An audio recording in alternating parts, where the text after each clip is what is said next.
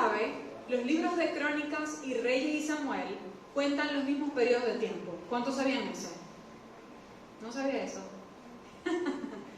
Samuel y Reyes cuentan unos sucesos y Crónicas pareciera que lo repitieran, ¿verdad?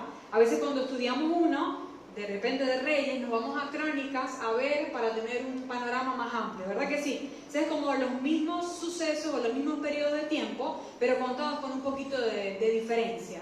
Ahora, aprendía que mientras el libro de Reyes y el libro de Samuel cuentan la perspectiva del hombre, de lo que sucedió, lógicamente, siempre inspirado por Dios, pero la perspectiva humana, es decir, qué pensó el hombre de lo que estaba sucediendo, eso se cuenta en Reyes y Samuel. Sin embargo, en Crónicas se cuenta la perspectiva divina, o lo que pensó Dios acerca de esa misma situación. Y esto es tremendo, porque para el que estudia la Biblia, esto abre una ventana de posibilidades. Empezamos a estudiar Crónicas y empezamos a ver cómo realmente vio Dios las cosas. Y qué detalles decidió Dios resaltar, qué decidió decir y qué decidió no decir. Y todo esto nos habla acerca de la personalidad de Dios o de lo que el Señor quiere comunicarnos, ¿verdad? Entonces ahí lo que vamos a estudiar hoy nace más o menos de esto. Ahí en 2 Crónicas 3 usted va a ver que tenemos el principio de la edificación del templo de Salomón, o del templo de Jehová por mano de Salomón, ¿verdad? ¿Sabe de lo que le estoy hablando? Ok, allí vamos a ver la perspectiva de Dios. ¿Qué decidió Dios tomar en cuenta para colocarlo en estos versículos? ¿Qué quiso Dios resaltar? Y a través de esto vamos a tener una enseñanza maravillosa. ¿Sabe? A veces estos versículos de la edificación del templo, de la edificación del tabernáculo, nos parecen como un poco tediosos, como muy largos, como que si no fuera necesario dar tanto detalle y hablar de todos los potecitos y los platos que se hicieron y las medidas. ¿Se ha encontrado con esto? Cuando se encuentra con este versículo.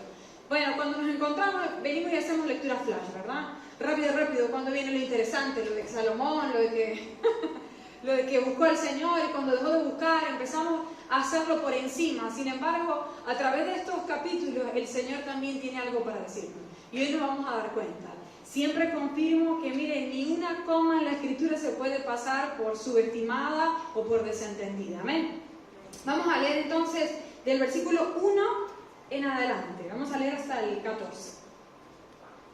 Dice: comenzó Salomón a edificar la casa de Jehová en Jerusalén, en el monte Moriah, que había sido mostrado a David su padre en el lugar que David había preparado en la era de Ornán Jebuseo.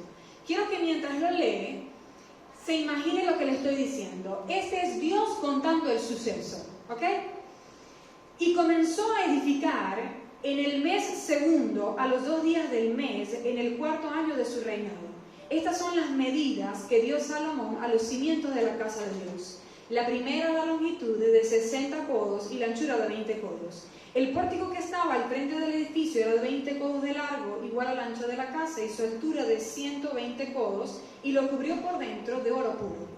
Techó el cuerpo mayor del edificio con madera de ciprés, la cubrió de oro fino e hizo realzar en ella palmeras y cadenas.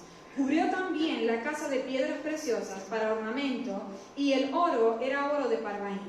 Así que cubrió la casa, sus vigas, sus umbrales, sus paredes, sus puertas con oro, y esculpió querubines en las paredes. Hizo asimismo el lugar santísimo, cuya longitud era de 20 codos, según el ancho del frente de la casa, y su anchura de 20 codos, y lo cubrió de oro fino que ascendía a los 600 talentos. El peso de los clavos era de 1 hasta 50 siclos de oro. Cubrió también de oro los aposentos. Y dentro del lugar santísimo hizo 2 querubines de madera, los cuales fueron cubiertos de oro. La longitud de las alas de los querubines era de 20 codos, porque una ala era de 5 codos, la cual llegaba hasta la pared de la casa, y la otra de 5 codos, la cual tocaba el ala del otro querubín. De la misma manera, una ala del otro querubín era de 5 codos, la cual llegaba hasta la pared de la casa, y la otra era de 5 codos, que tocaba el ala del otro querubín. Estos querubines tenían las alas extendidas por 20 codos y estaban en pie con los rostros hacia la casa. Hizo también el velo de azul, púrpura, carmesí y lino, e hizo realzar querubines en él. ¿Verdad que cuando lo leemos es como que, uy, Dios mío, hasta marea, ¿verdad? Sin embargo, quiero que note así por encimita 3 cosas que el Señor decidió resaltar aquí. 2 de las cuales no vamos a hablar hoy, sin embargo se las voy a contar. Número 1, el Señor presta atención a las medidas. Y esto tiene una enseñanza, pero no vamos a hablar de esto. 2, el Señor presta atención a los materiales. Mire cuántas veces se repitió la palabra oro. El material con el que se hizo el templo. Se hizo de madera y se recubrió con oro. Y ya yo les he hablado de esto, pero les recuerdo, el oro habla de la humanidad de Cristo y la madera de la humanidad de Cristo y el oro que lo recubre la divinidad de Cristo. Es decir, que Cristo era tanto humano como Dios. Sin embargo, de esto tampoco vamos a hablar. Ahora, de lo que sí vamos a hablar es la tercera cosa que el Señor resalta y son los detalles de ornamento. Repita conmigo. Detalles de ornamento. ¿Sabe qué es un ornamento? ¿Alguien sabe? En palabras sencillas vamos a decir que el ornamento es la decoración. Lo que le agregamos a algo para embellecerlo, para hacerlo precioso, agradable a la vista, ¿verdad? En este caso, el Señor nos habla de los realces que se hicieron en el templo o en el oro. Vamos a ver que se realizaron dibujos o figuras de palmeras, de cadenas, de querubines. Nos habla de las piedras preciosas que se incrustaron. O sea, hay una especial atención que Dios pone a esto. ¿Sabe? Porque para nosotros lo que es la decoración nos parece no tan importante, ¿verdad? Decimos, no, lo importante es el fundamento, lo importante es la esencia. Bueno, la decoración ya eso es, bueno, es agregado, es añadido, no es necesario. Sin embargo, aquí vemos que para Dios la decoración es importante. Aquí vemos que para Dios el ornamento, el atavío, es importante. Y usted me dirá, ¿de qué me estás hablando, Rebeca? A ver, miren, aquí vemos que Salomón fue enviado a construir un templo físico, ¿verdad? Un templo físico donde iba a estar el arca y ellos iban a orar al Señor y la presencia del Señor se iba a manifestar. Físicamente, ¿sí o no? Esa fue la tarea a la que Salomón fue enviado. Y Salomón decidió hacer todo esto de esta categoría porque sabía que Dios era grande. Que lo que se hace para Dios se tiene que hacer con magnificencia, porque Él es excelso. ¿Me va siguiendo? Miren, por ejemplo, en las propias palabras de Salomón, 2 Crónicas 2:5, dice: y la casa que tengo que edificar ha de ser grande, porque el Dios nuestro es grande sobre todos los dioses. ¡Qué tremendo! Este versículo me encanta. Escucha Salomón. Salomón tenía una tarea que Dios le había mandado a hacer y dijo: la casa que yo tengo que hacer tiene que ser grande. No hay otra forma de hacerla. No puede ser pequeña, no puede ser insignificante, no puede no haber oro, no puede no haber piedras preciosas, no puede no haber toda clase de decoración, de ornamento, de lujo y belleza, porque esto es para Dios. Y si Dios es grande sobre todos los dioses, lo que Él me ha mandado a hacer a mí tiene que ser como Él es. ¿Me está entendiendo? Ahora usted me dirá, bueno, ese era Salomón. Y ese era el templo físico que el Señor le mandó a construir a él. Sin embargo, esto nos alude a nosotros. Mire, así nos alude. ¿Por qué? Porque tú no has sido enviado a construir un templo físico. Sin embargo, sí has sido enviado a construir un templo espiritual. ¿Sí o no? ¿Cuál es ese templo espiritual? ¿Cuál es? ¿Eres tú? ¿Soy yo? Es aquí, dentro, donde el Espíritu Santo viene a habitar, a morar y a trabajar en nosotros. Ese es un templo. Y el Señor te ha mandado a construirlo. Y ahora te digo que ese templo no puede ser cualquier cosa.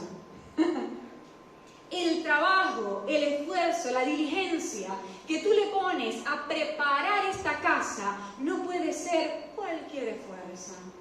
No puede ser cualquier cosita.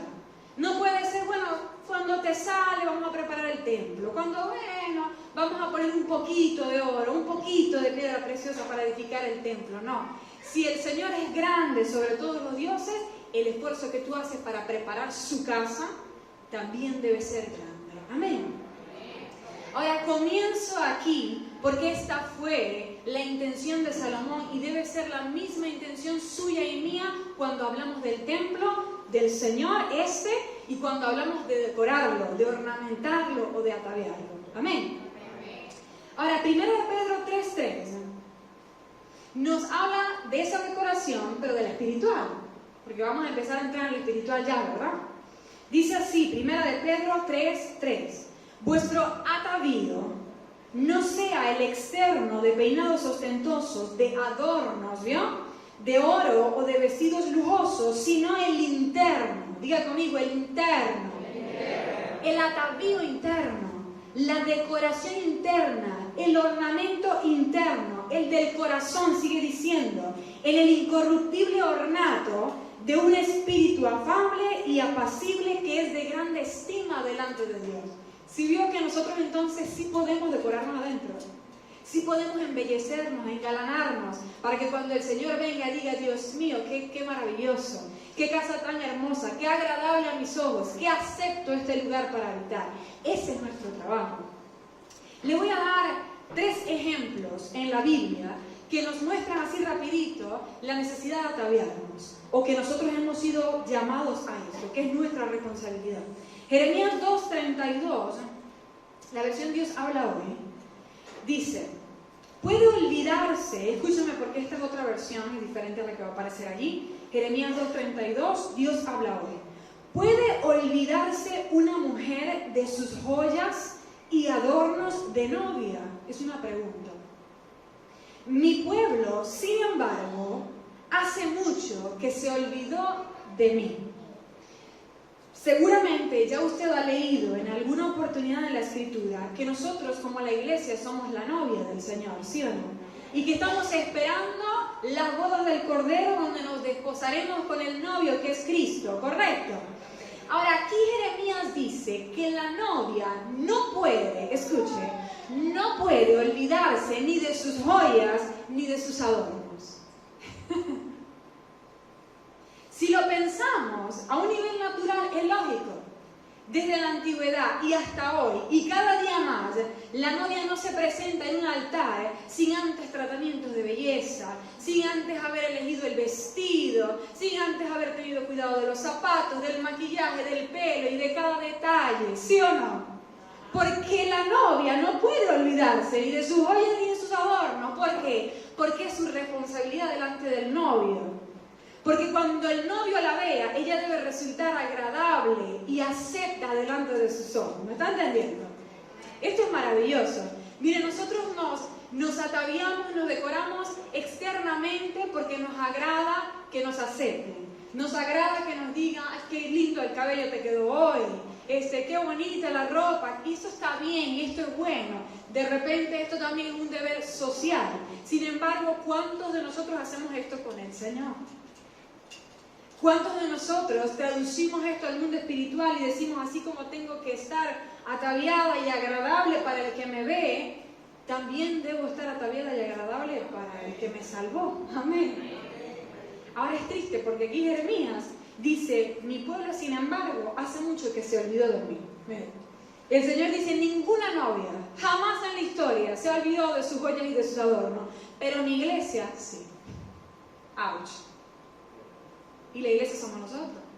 Entonces el Señor nos está diciendo, se olvidan de embellecerse para mí, se olvidan de que yo los estoy viendo, se olvidan de que 24/7 mis ojos están sobre ustedes y lo que yo quiero ver es algo que me complazca, lo que yo quiero ver es algo que me agrade. Amén. Esta es nuestra responsabilidad.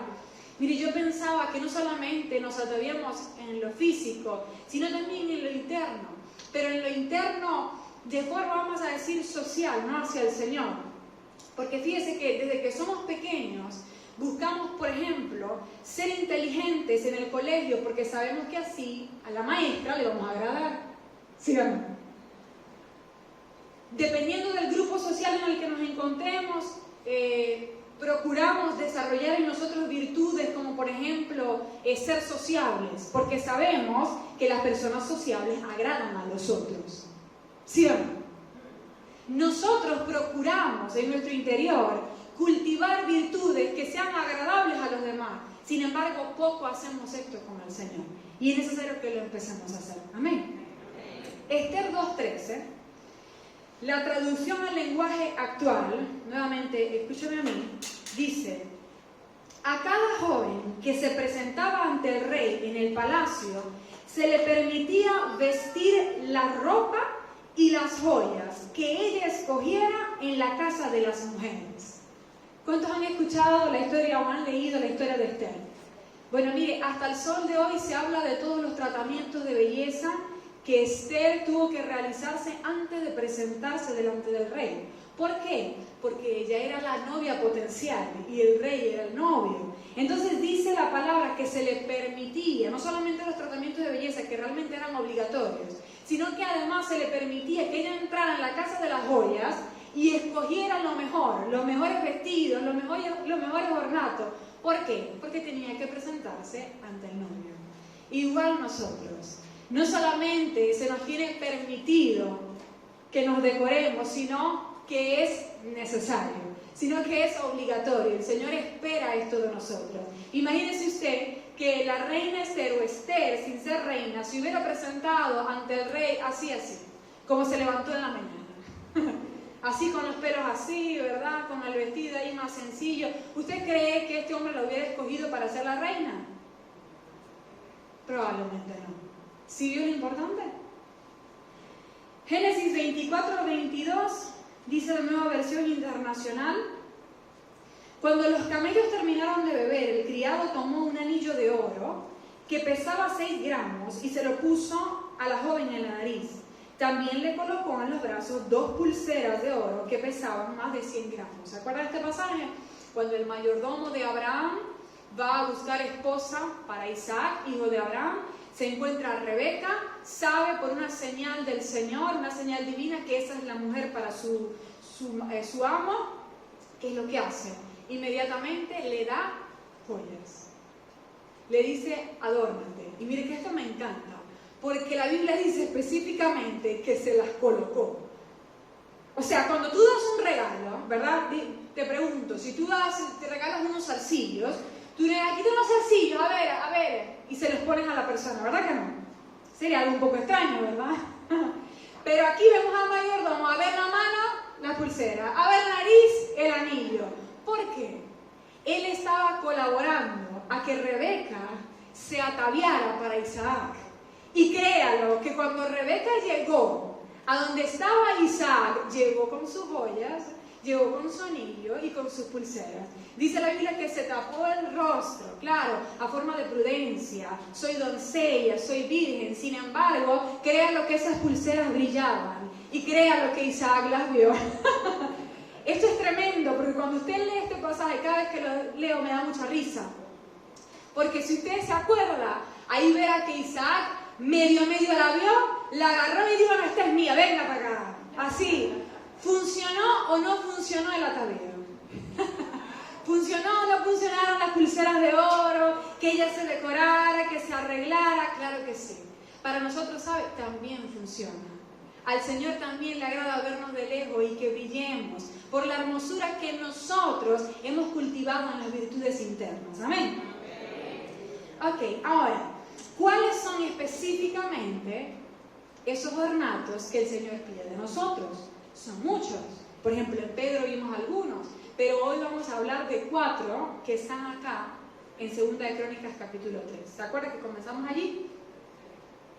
Lo primero de lo que se habla, la primera decoración, luego de que se dice que se hizo el templo de madera y se recubrió de oro, el oro era como el lienzo en blanco. Luego dice que se esculpieron o se realzaron, número 1, palmeras. Usted lo leyó, ¿verdad? Palmeras. ¿Qué simbolizan las palmeras o la palma, que son las hojas de la palmera? Bueno, simbolizan victoria. Recuérdelo, porque cada vez que usted vea una palmera o una palma en la Escritura, simboliza victoria y simboliza paz. Le voy a dar un ejemplo. No voy a ir al versículo porque usted lo conoce. ¿Se acuerda cuando Jesús hizo su entrada triunfal en Jerusalén? Bueno, muy bien, la hermana acá, hija, recordando la Escritura. Así es. Lo recibieron con palmas en las manos. Esas palmas eran símbolo de victoria, ¿sabe? Ellos creían, escuchen, la gente que recibía a Jesús, creían que Jesús era el Mesías, pero el Mesías político, que les iba a salvar del yugo romano. De esto ya hemos hablado, ¿verdad? Sí, más o menos, ¿saben? Ok, ellos creían que era Jesús, por eso lo recibieron con palmas y por eso dijeron Hosana, o sea, sálvanos. Ellos creían, este es el hombre que nos va a dar la victoria sobre el yugo romano. Sin embargo, eso no fue así. Pero proféticamente esas palmas sí nos hablaban de victoria. Porque cuando Jesús entra en ese lugar, estaba a muy poco de dar su vida en la cruz. Es decir, estaba a muy poco de obtener la victoria que nos daría a ti y a mí la victoria sobre la muerte. ¿Entendió? Entonces cuando ellos levantan esas palmas, Dios lo permite, porque Dios estaba enviando un mensaje profético. Mi hijo viene a vencer, mi hijo viene a la victoria, y mi hijo viene a entregarles paz a través de esta victoria en la cruz. Amén. Entonces simbolizan victoria, ¿lo veo? Pero en cuanto a la victoria, hay algo muy interesante. Y es que si lo pensamos, la victoria siempre viene después de la batalla. ¿Sí o no? Yo no puedo decir vencí si primero no libré una batalla, ¿correcto? Porque, ¿qué venciste entonces? Si no peleaste, si no fuiste a la guerra, no hubo batalla, ok, pero no venciste, ¿me estás entendiendo? Yo digo vencí, yo digo tengo la victoria. Cuando fui a la guerra me enfrenté a un enemigo y le gané, ok. Veamos un ejemplo de esto. Éxodo 15:27. Éxodo 15:27 dice: y llegaron a Elim. Esto hablando del pueblo de Dios, de Israel. ¿Se acuerdan? Su travesía en el desierto. En determinado momento dice, llegaron a Elim, donde había 12 fuentes de aguas y 70 palmeras. ¿Lo vio? 70 palmeras. Y acamparon allí junto a las aguas. La palabra Elim, qué cosa como la Biblia está entretejida, significa ornato. Y no escogí este versículo por eso, lo escogí por lo de las palmeras. Pero Elim significa ornato, significa atavío, significa decoración, que es lo que estamos hablando. Entonces aquí el Señor nos habla de un ornato, que es el de las palmeras, 70, el número de la perfección. Había este número de palmeras, ¿verdad? Una decoración de palmeras. Sin embargo, allí Elim era un lugar de oasis. En medio del desierto se encontraron este lugar lleno de palmeras, eran palmeras datileras, o sea, daban el fruto del dátil. Había agua, en otras palabras, este era el lugar donde todo cristiano quisiera estar. Este era el lugar de bendición en medio del desierto, en el que todo cristiano quiere llegar en su vida y permanecer. ¿Sí o no? Nos agrada Elim. Pero hay un pequeño detalle. Y es que antes de entrar en Elim, ¿quiénes han leído Éxodo? ¿Han leído Éxodo? Yo sé que a veces se nos olvida, pero vamos a tratar de recordar. Antes de que ellos entraran en Elim, ¿en dónde estaban? Estaban en otra ciudad, en otro lugar en el que tuvieron problemas. ¿Se acuerdan? Comienza por M. ¿Se acuerdan? Estaban en Mara. ¿Se acuerdan? Mara, un lugar de aguas amargas. Llegaron luego del desierto con mucha sed, vieron aguas, pero cuando las intentaron tomar se dieron cuenta que estaban amargas y no las podían beber. ¿Ya se acuerdan? Ok. Luego de Mara, luego de este lugar de amargura, es que ellos pasan a Elim. Repito. Luego de vivir Mara, de vivir las aguas amargas, ellos entran al oasis de bendición, a las palmeras y a las fuentes de agua. Ahora, esto va más allá de que ciertamente el cristiano tiene distintas temporadas en su vida. Ciertamente a veces vamos a vivir invierno y a veces vamos a vivir verano, lo sabemos. Ciertamente a veces vamos a estar en Elim y en otras ocasiones vamos a estar en Mara. Pero hay algo más allá. Escuchen. Antes de que Israel pasara a Elim, o antes de que Dios les condujera a este nuevo lugar, ellos tuvieron que aprender en Mara a convertir las aguas amargas en dulces. ¿Se acuerdan de lo que pasó en Mara? No podían beber del agua. Al final el Señor les dijo, tiren este árbol y las aguas se les van a endulzar. Luego, y solo después, escúchalo bien, solo después de que Israel aprendió a convertir el agua amarga en dulce y pudo tomarla, entonces Dios le dijo, ahora pasen a Elim. Y si lo pensamos, no tiene mucho sentido, Porque yo diría, bueno Señor, pero si el Lime estaba allí cerca y en Mara no podían tomar agua, bueno, simplemente diles que caminen un poquito más y lleguen al Lime donde sí hay agua. ¿Me está entendiendo? Sin embargo, el Señor dijo, no, ellos tienen que aprender, escuche, ellos tienen que aprender a vivir las aguas amargas. Ellos tienen que ejercitar el poder de convertirlas en algo dulce. Porque no toda la vida van a tener aguas dulces. Pero si las aprenden a convertir, sí las van a tener. ¿Lo entendieron? Este es el ornato del que quiero hablar de aquí. Yo no puedo asegurar o determinar que en mi vida todo sea de victoria. No puedo. ¿Por qué? Porque yo no soy Dios. Yo no puedo manejar las circunstancias. Tú no puedes hacer que ese problema que tienes desaparezca hoy. Tú no lo puedes hacer, lo puede hacer Dios. Sin embargo, tú no, porque no eres Dios. Así que el Señor no te ha llamado a eso. Escucha, el Señor no te ha llamado a controlar que tus circunstancias externas sean de victoria. El Señor te ha llamado a controlar que tus circunstancias internas sean de victoria. ¿Entendieron? El Señor no quiere que hagas nada con respecto a lo externo, eso lo hace Él. Él quiere que hagas algo con respecto a lo que hay en tu interior. El Señor les dio el poder sobrenatural para convertir el agua amarga en dulce. Si se lo dio a ellos, no lo tienes tú. No lo tienes tú que estás en Cristo. Si lo tienes, el problema es que no lo usamos.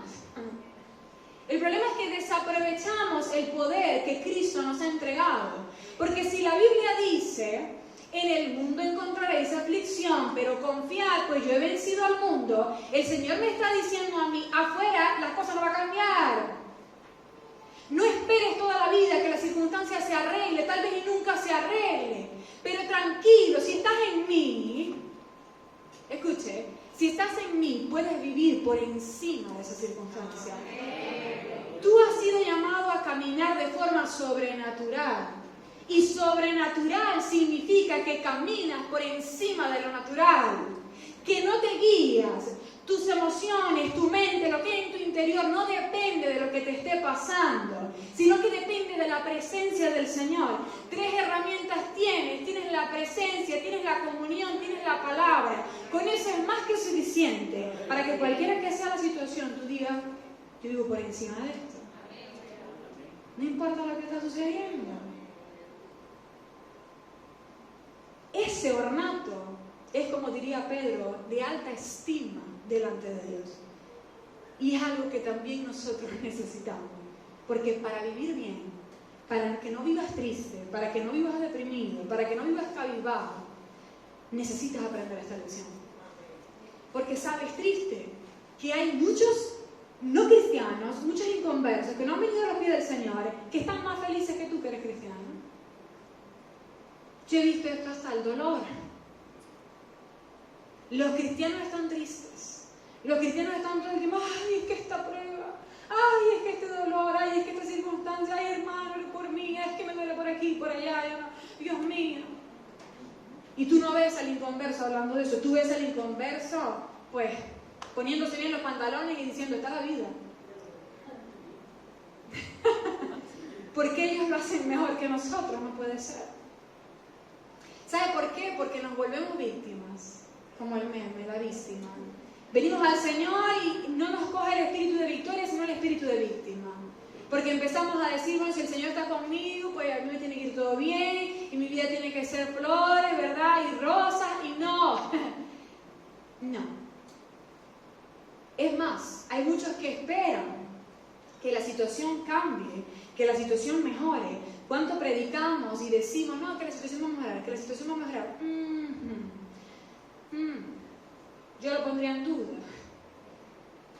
¿Por qué? Porque estamos en los últimos días. Y no, la situación no va a mejorar, la situación va a empeorar. Sí, veremos las promesas de Dios, claro que sí. Sin embargo, la mayoría de las promesas de Dios son para acá, no para acá. La mayoría de las promesas de Dios son internas, no externas. No esperes entonces que el Señor te diga, pasa el Lime. Disfruta de Mara. Disfruta de Mara. Mire, es más, ellos no tenían la necesidad de pasar el Lime, porque ya tenían el agua. ¿Me está entendiendo? O sea, que llegue el momento en que tú digas, yo estoy bien aquí.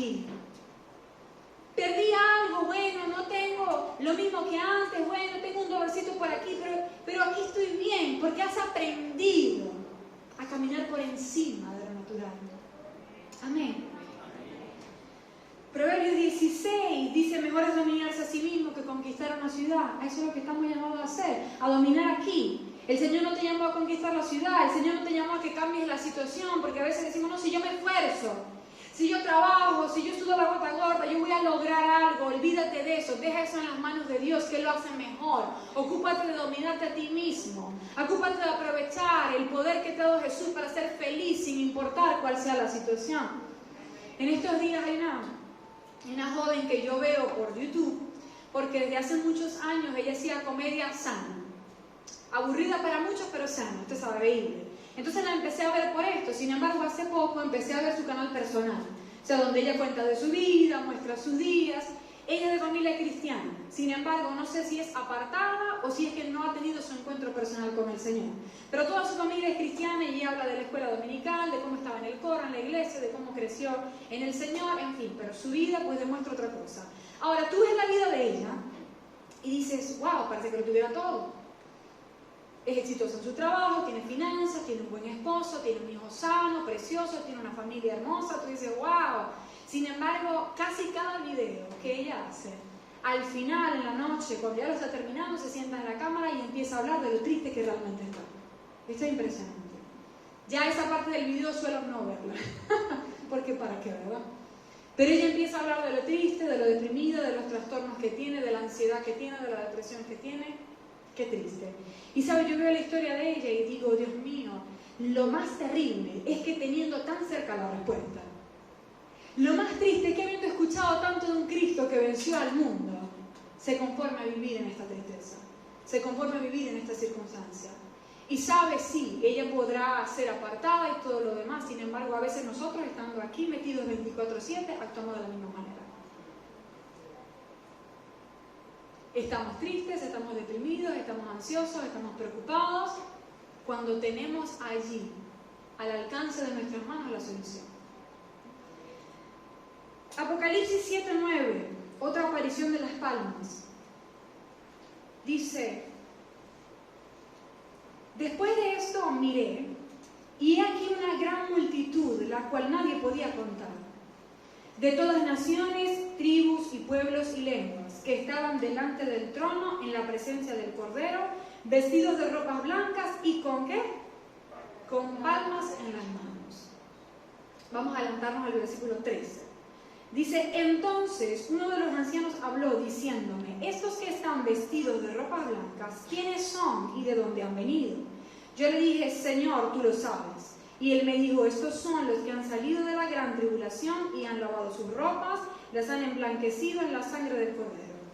Por esto están delante del trono de Dios y le sirven día y noche en su templo. Y el que está sentado sobre el trono extenderá su tabernáculo sobre ellos, ya no tendrán hambre ni sed, y el sol no caerá más sobre ellos, ni calor alguno, porque el Cordero que está en medio del trono los pastoreará y los guiará a fuentes de aguas de vida, y Dios enjugará toda lágrima de los ojos de ellos. ¡Qué hermoso! Ahora allí vemos entonces la aparición de las palmas nuevamente en la mano de estos santos. Aquí se nos está hablando de los que salieron de la gran tribulación, es decir, de los que no negaron al Señor, de los que no se dejaron marcar de la bestia, de los que, como dice aquí, lavaron sus vestidos en la sangre del Cordero y fueron dignos de entrar a la presencia del Señor.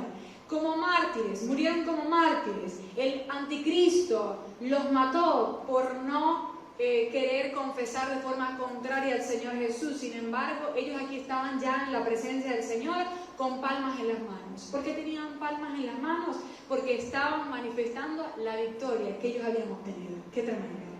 La victoria que ellos habían alcanzado habiendo salido de la gran tribulación y venido a la presencia o entrado a la presencia del Cordero. Ahora yo quiero decirles algo. Yo sé que esta palabra de repente es para aquellos, no es para nosotros, porque bueno, espero que usted esté seguro de su salvación. Si usted está seguro de su salvación, usted se va a la primera. Usted no va a estar en esta porción de la Escritura. Sin embargo, aunque esta es la gran tribulación, tú hoy no vives la gran tribulación, pero sí que vives la tribulación. ¿Sí o no? sí que vive la tribulación. Entonces también debería llegar el momento en que nosotros tomemos las palmas, ¿verdad? Y las levantemos en señal de victoria delante del Señor. Sin embargo, esto, como ya le dije, es una condición del espíritu, ¿verdad? No externa, sino interna. Ahora, ¿qué le quiero decir con esto? Mire, ellos estaban en la gran tribulación y la señal, o la señal de lo que estaba pasando externamente, jamás cambió. ¿Sí me entienden? Mientras ellos estaban en la gran tribulación, la circunstancia, lo que estaba pasando, nunca mejoró.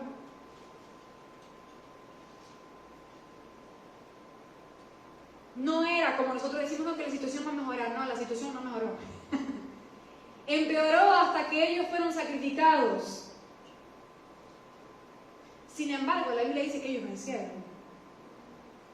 Y usted me dirá, ¿y cómo? Si nunca alcanzaron nada. ¿Y cómo? Si murieron como mártires.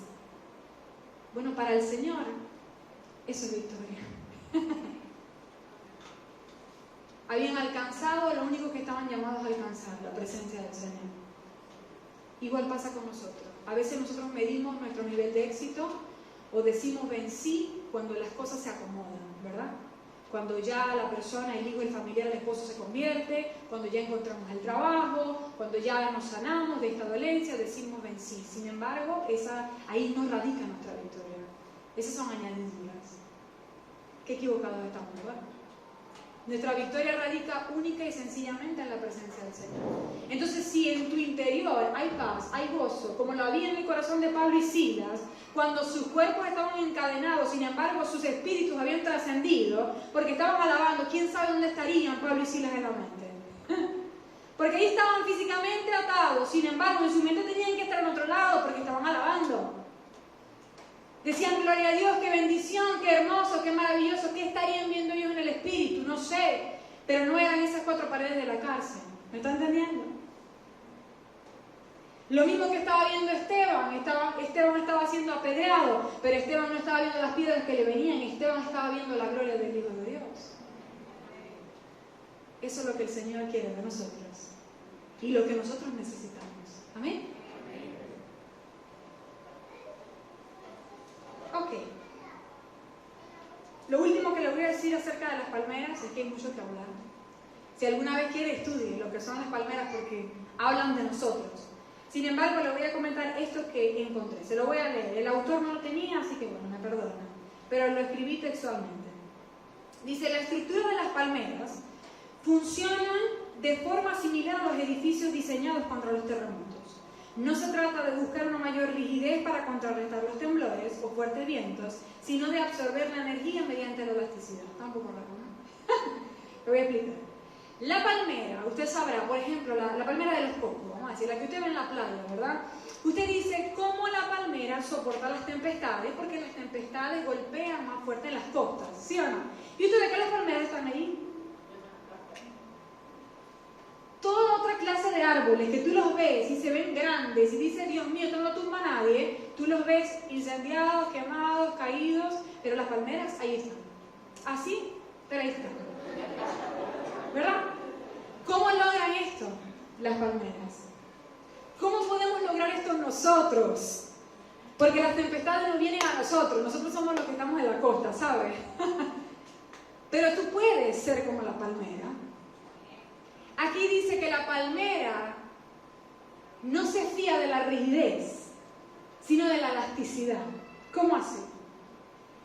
A veces nosotros cuando pasamos circunstancias, decimos, bueno, aguantar, bueno, soportar, hacer fuerte, esperar que la situación cambie, que el Señor haga algo. Eso es rigidez. Sin embargo, el Señor nos ha llamado a esto. El Señor nos ha llamado a esto. La situación está allí, bueno, me adapto. Soy elástico, soy flexible, me transformo. Esta es la situación, no voy a esperar que se acabe para ser feliz. ¿Me está entendiendo? Nuevamente, convertir las aguas amargas en dulces para que tú puedas disfrutar de ellas. Así de sencillo. Mire, hay quienes, por ejemplo, perderán la abundancia económica que tienen. No digo la solvencia porque, bueno, la Biblia dice, no he visto justo desamparado ni su descendencia que mendigue pan. Sin embargo, sí podemos en alguna ocasión perder la abundancia. Puede que tú estabas acostumbrado con el ingreso que tenías a salir todos los fines de semana, a comer todas las noches hamburguesa, que hamburguesa o qué sé yo, quién sabe. O estabas acostumbrado todos los 24 y los 31, porque hay que hablar de esto, ¿verdad? A comprarte 5 pintas, 4 franelas, 3 jeans, 2 gomas, y este año, bueno. Hay quien perderá o quien no tendrá en algún momento la abundancia económica. Pero hay quienes dirán, bueno, aguantamos, soportamos, en algún momento el Señor me regresará la abundancia económica, pero eso no es lo que el Señor quiere que hagas. ¿Sí me están entendiendo? Lo que el Señor quiere es que, ok, no tengo la misma abundancia económica que siempre, me adapto, me transformo, no tengo los mismos pantalones que siempre, bueno, buscamos otra manera, hacemos otra cosa, pero mi felicidad, mi alegría no depende de esto, no depende de si Dios me da esto o no me lo da. Yo tengo al Señor y eso es más que suficiente. Amén. Entonces, hermanos, la palmera o esta decoración, este ornato, nos habla de un espíritu de victoria. Nos habla de que en nuestra mente podemos trascender, estar en otro lugar, sin importar lo que esté pasando, porque el Señor nos ha capacitado para caminar de forma sobrenatural. Amén. Ok. 2. Ya los siguientes son más cortos. Aquí se nos habla de cadenas, ¿verdad? Vimos palmeras, se dibujaron en las paredes del templo, se realzaron palmeras y también cadenas. Cuando yo leo cadenas, digo cadenas, qué feo, con cadenas. Sin embargo, cadenas aquí hace referencia a cordones. La palabra hebrea es shehará y significa arraigar, sostener. Entonces, las cadenas nos hablan proféticamente de unión. De eslabones unidos. Usted sabe que la cadena está formada por una serie de eslabones que están unidos, ¿verdad? Esto nos habla de nuestra unión horizontal y de nuestra unión vertical. ¿Sabe lo que le estoy hablando? Mi comunión horizontal, mi comunión con Dios y mi comunión vertical, es decir, con los hermanos, ¿correcto? Unión, comunión. ¿Sabe? Cada vez que me encuentro en la Escritura un pasaje de la unidad del Espíritu, yo digo, wow, qué importante es para Dios esto. Y es que a veces nosotros pasamos esto, bueno, así, una cosita más. Sin embargo, según lo muestra la Escritura, la unidad es algo tan importante para el Señor. Hoy le voy a hablar de una cosita que hace la unidad importante. Ahí en 2 Crónicas 3, más adelantico, el versículo 15, dice esto: para el frente del templo hizo construir 2 columnas que tenían 8 metros con 30 centímetros de alto, y encima de cada una puso un capitel que se extendía hacia arriba otros 2 metros con 30 centímetros. Escuché, hizo una red de cadenas entrelazadas y la usó para decorar, ¿vio que es un ornamento? Para decorar la parte superior de las columnas. También hizo, lupita aquí, lupa, también hizo 100 granadas decorativas y las sujetó a las cadenas. Nuevamente, hizo 100 granadas decorativas y las sujetó a las cadenas. ¿Ha visto alguna vez una granada? Yo tuve que buscarla por internet porque yo creo que eso aquí no existe. Aquí no lo he visto, pero ni en Fresh Market, ni en los sitios de cosas importadas. La granada es una fruta. Si usted la busca, le invito a que la busque para que vea lo linda que es. Es como, parece una parchita, pero en lugar de ser amarilla, es como roja morada por dentro. Hermana mía, usted ve eso por dentro. No, es que cuando yo vi esa foto, yo dije, wow, o sea, esto, es que con solo verla, tú dices, esto habla de abundancia. O sea, esto habla de algo tan espectacular, porque verla, o sea, te quita el aliento, lo que tiene adentro, el color, la espesura, la cantidad de lo que esa fruta tiene adentro. Esto nos habla de frutos espirituales, de frutos en abundancia, de esos que el Señor espera ver. Sin embargo, mire dónde estaban sujetas las granadas. De las cadenas. La fruta. Los frutos, el fruto del Espíritu, esos frutos, esas virtudes que tú te has esforzado tanto por cultivar para el Señor, esa paciencia, esa humildad, esa benignidad, esa bondad, ese amor, se sujetan a cadenas. se sujetan al cordón que Eclesiastés llama de 3 dobleces. 3 eres tú, es Cristo y la iglesia, son tus hermanos. Yo le pregunto, si esos eslabones entrelazados, uno hubiera perdido la capacidad de unión, es decir, se hubieran roto, ¿qué hubiera pasado con las granadas que estaban sujetadas de esa cadena? Se caen. Usted dedujo la lección espiritual. Si nosotros no estamos unidos así y así, puedes tener frutos hoy. Sin embargo, en el momento en que la cadena pierde su capacidad de unir, los frutos se empiezan a perder. ¡Wow!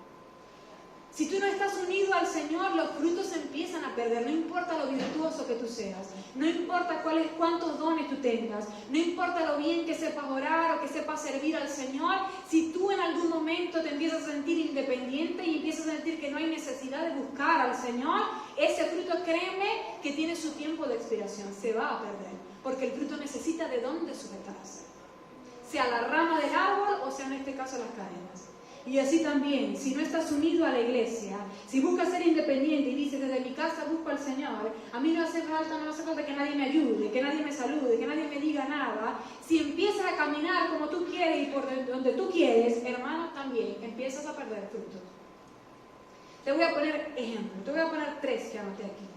Hablando de los frutos de las virtudes, por ejemplo, el fruto del Espíritu. Nosotros podemos perder, si no estamos unidos al Señor y no estamos unidos a los hermanos, por ejemplo, podemos perder el fruto de la humildad. ¿Por qué? Porque la presencia del Señor o mi comunión con el Señor es la que me mantiene a mí en tierra. Es decir, es la que me mantiene con los humos bajos, donde tienen que estar. Cuando yo me empiezo a separar de la presencia del Señor, yo inmediatamente me empiezo a elevar por encima de lo que el Señor me ha llamado. Me empiezo a sobreestimar, sea por rechazo, sea por tantas cosas, pero inmediatamente yo me empiezo a subir. ¿Y sabes qué pasa? Cuando nos mareamos en las alturas, nos caemos. Por eso es que necesitamos pies de sierva. Sin embargo, esto nos viene de la presencia del Señor. Tú no puedes producir humildad por ti mismo, olvídalo. Te puedes esforzar mucho, pero ahí estará manifestándose el orgullo y tú ni cuenta te vas a dar. Esto te viene de la presencia del Señor, de tu comunión con Dios. Y si no estás unido con los hermanos, también pierdes humildad. ¿Sabes por qué? Porque en tu trato con los hermanos es que tú te vuelves experto en humildad. ¿Por qué? Porque cuando estás con ellos, te va a tocar en algún momento decir, hermano, tenías razón, me equivoqué, lo siento. ¡Ay! Y mire, qué bueno. ¿Qué alimento es eso para la humildad? O sea, tus hermanos, mira a la hermana que tiene a su lado y dígale, qué valioso eres. Es valioso para ti tu hermano, no te imaginas. Tú dirás, ay, pero qué fastidioso es este, qué carga es este, Dios mío, este tiene que madurar. Sin embargo, hermano, no sabes todo lo que Dios hace en ti a través de ese hermano que tú dices, hoy fastidioso. Ahora, mira al que tiene a su lado y dígale, aprovechame. Aprovechale mientras lo tenga allí, hermano, porque mucho puede aprender. Amén.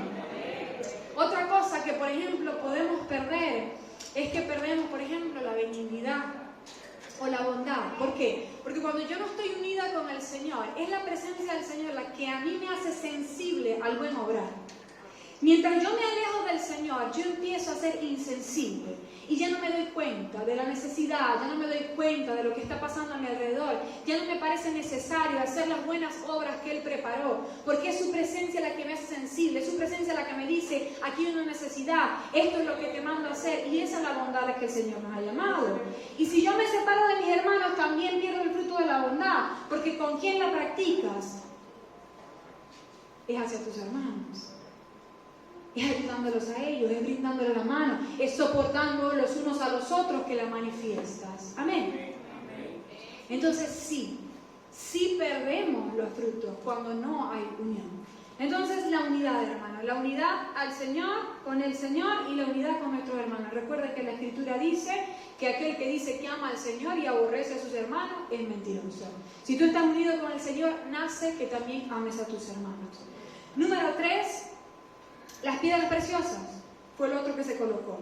Se dibujaron palmeras, se dibujaron cadenas, de esas se sujetaron granadas y además se incrustaron piedras preciosas en todo el templo. ¡Qué bello! Yo me imagino eso. Busqué 1000 fotos del templo estudiando esto. Búsquenlas, son muy interesantes. El templo por fuera, el templo por dentro, imaginármelo. Es un lujo maravilloso. Ahora, en cuanto a las piedras preciosas, hay 3 características que las hacen valiosas, o a la gema, ¿verdad? 3 características. Su belleza, esto lo busqué, o sea, de los que saben de gemas, de piedras preciosas. 3. Su belleza, su rareza y su durabilidad.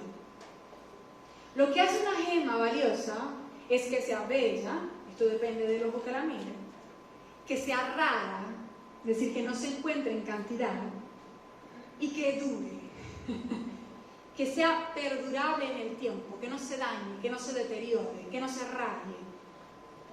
Ahora yo pensaba, bueno, de las primeras 2 ya estamos hablando de eso, ¿verdad? Porque somos bellas. ¿Por qué nos estamos decorando? Porque estamos poniendo de nuestro esfuerzo para engalanarnos para el Señor. Bien, somos raros, ya somos raros, porque el Señor te ha hecho santo, ¿sí o no? Por eso es que por ahí en la calle te dicen, uy, pero qué raro. Cuando te digan raro, qué bueno, tradúcelo, me está llamando santo, me está llamando apartado, me está llamando diferente, algo estás haciendo bien. Ahora, la tercera es que sean perdurables. La belleza que tú has cultivado en ti, lo que te has esforzado para que cuando el Señor venga a ver tu vida, se agrade de ello, tú tienes que cuidarlo. Todo lo que estamos hablando hoy, toda virtud, porque las piedras preciosas hablan de virtudes. Por ejemplo, la cornalina habla de la justicia o de la ira de Dios. El jaspe o el esmeralda se cree que habla de la misericordia de Dios. Usted lo busca allí. Pero todas las piedras hablan de virtudes. Esas virtudes que tú tienes, que son la imitación de Jesús, ¿correcto? Hermano, déjame decirte que se tienen que cuidar porque tienen enemigos. Repito, toda virtud que tú hayas logrado cultivar o que te estés esforzando por cultivar, tiene toda clase de enemigos. Y hay toda clase de amenazas que están allí para tratar de dañar, para tratar de manchar, para tratar de estropear. Eso hermoso, eso raro, eso valioso. Cuando pensaba en esto, me acordé que cuando yo estaba pequeña, a mi mamá le gustaba comprarme anillitos de oro. En ese tiempo en que eso era posible, ¿verdad? Entonces yo tenía varios anillitos de oro y cada vez que mami me compraba uno o cada vez que me lo sacaba, porque me lo sacaba los domingos para la iglesia y luego a guardarlo, ¿verdad? O para ocasiones especiales, ella siempre me hablaba de lo mismo. Mira, tienes que tener cuidado, cuídalo, se te pueden dañar, las piedras se pueden caer, se te pueden doblar, se te pueden extraviar, en fin. ¿Qué sabía ella? Que todo lo valioso tiene amenazas. Que todo lo que es bueno tiene quien se lo quiere robar o quien lo quiere dañar. ¿Me estás entendiendo? Y eso me pasó muchas veces. Doble anillos, perdí las piedras, perdí los anillos enteros porque los usaba de coronas para las Barbies. Perdóname, mami. Y en algún momento desaparecían de la casa, en fin, porque toda cosa valiosa tiene enemigos. Ahora, si hablamos de lo espiritual, ¿qué tienes tú valioso? Mucho. Porque hay un trabajo que el Espíritu Santo ha venido haciendo en tu interior desde el momento en que te convertiste. Y tú tienes que cuidar eso.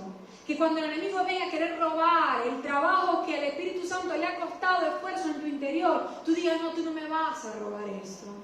¿Sabe? Porque el enemigo no quiere que el Señor tenga de quién decir, como dijo de Job. El enemigo no quiere que Dios tenga de quien decirle, ya viste, permítame agregar esta palabra, la belleza de mi hijo.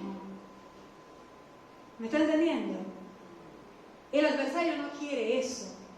Entonces busca estropearnos para ir al Señor y decirle, ya viste cómo se estropeó tu belleza. Cuidado. Mire, hay una serie de cosas en la vida que parecen inofensivas, sin embargo, son trampas fríamente calculadas. Cosas de las que ni cuenta nos damos.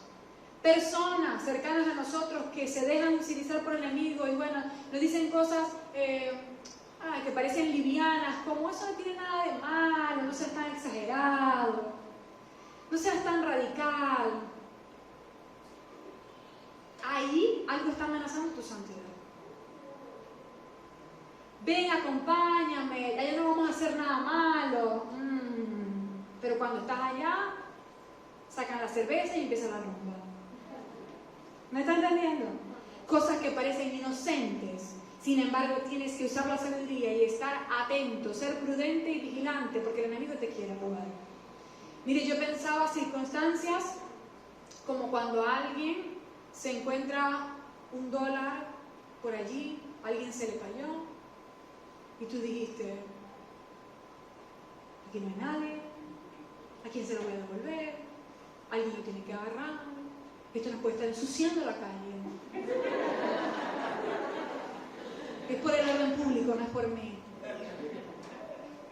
Cuidado, cuidado, porque aunque será $1 y tú dirás nadie se dio cuenta y no es tan grave, hermano, allí, en algo tan insignificante y pequeño, el diablo te estropea, el diablo te daña.